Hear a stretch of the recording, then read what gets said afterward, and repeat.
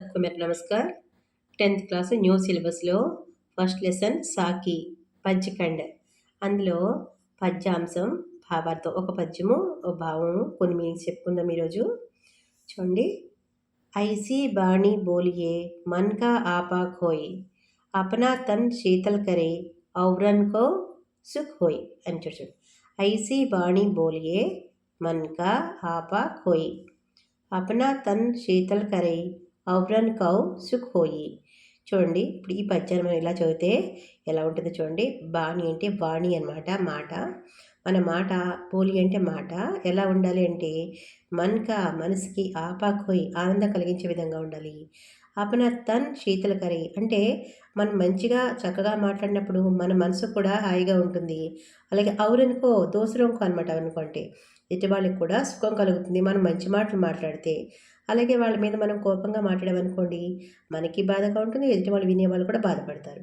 So మన మాట ఎలా ఉండాలి అంటే ఎదుటి వాళ్ళకి మనకి కూడా హాయి కలిగించే విధంగా ఉండాలి. మన యొక్క భాష మంచిగా ఉండాలని అర్థం. ఇప్పుడు మీనింగ్స్ చూద్దాం చూడండి. బాణి అంటే బోలి, భాష, లాంగ్వేజ్ అనమాట. ఆప అంటే అహంకారం. అహంకారం అంటే తెలుసు కదా, ఈగో, కోపం. మన్ అంటే దిల్, అంతరాత్మ అంటే మనసు అనమాట. మన మనసు ఎలా ఉండాలి? అంతరాత్మ చాలా హ్యాపీగా ఉండాలన్నమాట. చూడండి, హార్ట్ కన్సేనెస్. అలాగే ఖోయి అంటే త్యాగం చేయట అనమాట. To sacrifice.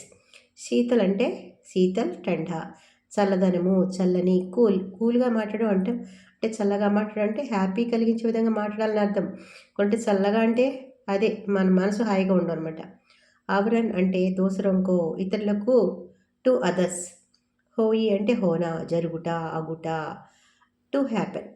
చూడండి, మనం ఈ పద్యం చదువుకున్నప్పుడు ఐసీ బాణి పోలియే మన్కా ఆపా ఖోయ్, అపనా తన్ శీతల కరై ఔరన్ కౌ సుఖ్ హోయి. ఇలా విధంగా ఇప్పుడు ఈ మీనింగ్స్ మనం Hindi to Hindi, Telugu and English. అంటే హిందీ టు హిందీ మీనింగ్స్ మనకు కావాలి, తెలుగులోని ఇంగ్లీష్ను మనం అర్థం చేసుకోవడం కోసం తెలుసుకోవాలి. కాబట్టి ప్రతి లెసన్కి కూడా ముందు మీనింగ్స్ చదువుకోవాలన్నమాట. అంచేత ముందు ఈ పోయమ్కి ముందు మీరు ఏం చేయాలి, ఈ మీనింగ్స్ చక్కగా చదువుకున్నట్లయితే పోయం అర్థమవుతుంది. అలాగే ఇప్పుడు మనం ఏం చేయాలంటే భావార్థం నేర్చుకుందాం. చూడండి, కబీర్ భావార్థ. కబీర్ దాస్ ఇస్ దోహే మే కహతే హై కి హమే ఐసీ మీఠీ బోలీ బోల్నా చాహియే. అంటే మనము కబీర్ దాస్ చెప్తున్నారు ఎవరంటే మనం ఎంత మంచిగా మాట్లాడాలి, అంత స్వీట్గా మాట్లాడాలి అని అంటే జిస్సే అప్నా మన్ అంటే ఆ మాటల వల్ల మనక అహంకార్ మిట్ జాయే, మనసులో అహంకారం పోవాలి. ఉసి మీఠీ బోలీ మే అహంకార్ నహీ రహనా చాహియే. అంటే మనం ఎలాగైతే మంచిగా మాట్లాడాలనుకుంటామో అలాంటి మాటలు అహంకారం అయితే ఉండదు. మన మనసులో మనం అనుకోవాలి మంచిగా మాట్లాడాలి, ఎదుటి వాళ్ళకి హ్యాపీనెస్ ఇవ్వాలి మనం అనుకుంటే మన మాటలు అహంకారం అయితే రాదు. వహ బోలి హమారే తన్కో శీతలత అంటే ప్రదాన్ కరే और दूसरों को भी మానసిక సుఖ్ ప్రదాన్ కరే. మన మాటలు ఎలా ఉండాలి అంటే మన మనసుకి ఆనందాన్ని ఇవ్వాలి, ఎదుటి వాళ్ళకి కూడా ఆనందాన్ని ఇవ్వాలి. అలా మనం మాట్లాడాలన్నమాట. తెలుగులో కూడా చెప్పుకుందాం చూడండి. మన మనసులో అహంకారం లేకుండా ఉండే విధంగా మన భాష ఉండాలి. అలాగే మన మాటల్లో అహంకారం ఉండరాదు. మన వాక్కు అంటే మాట అనమాట మనకు చల్లదనాన్ని ప్రసాదించేలా ఉండాలి. అలాగే ఇతరులకు కూడా ఆనందం కలిగే విధంగా మాటలు ఉండాలి అని కబీర్ ఈ దోహాలో వివరించారు. ఆపనాకో అవి దోసరంకో అంటే మనకి ఎదుటివారికి కూడా ఆనందం కలిగే విధంగా ఉండాలి. ఒకసారి మళ్ళీ పద్యం చెప్తాను చూడండి. ఐసీ బాణి బోలియే మన్కా ఆపా ఖోయి, అపనా తన్ శీతల్ కరే ఔరన్కో సుఖ్ హోయి. ఈ విధంగా మీకు నేను ప్రతిరోజు ఒక పద్యాన్ని, కొన్ని మీనింగ్స్ని అట్లా చెప్తూ ఉంటాను.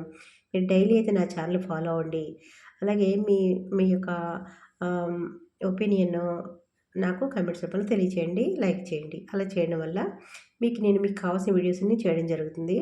10th క్లాస్ వీటి ఫుల్ మీకు నేను వీడియోలు చేసి పెడతాను. అంటే ఒకసారి చెప్పినప్పుడు అర్థం కాకపోయినా కూడా మనం పదే పదే చూడడం వల్ల కూడా మనకి అర్థమవుతుంది. ఒకసారి చెప్పేస్తాము, వింటారు, కానీ గుర్తుండదు కదా. సో ఏం చేస్తారంటే మళ్ళీ ప్రశాంతంగా చూసినట్లయితే మీకు అన్నీ అర్థమవుతాయి. ఈ మీనింగ్స్ మీరు బుక్స్ వచ్చే లోపల రాసుకుని చదువుకోండి. ఓకేనా? ఆల్ ద బెస్ట్ అందరికీ. Good luck.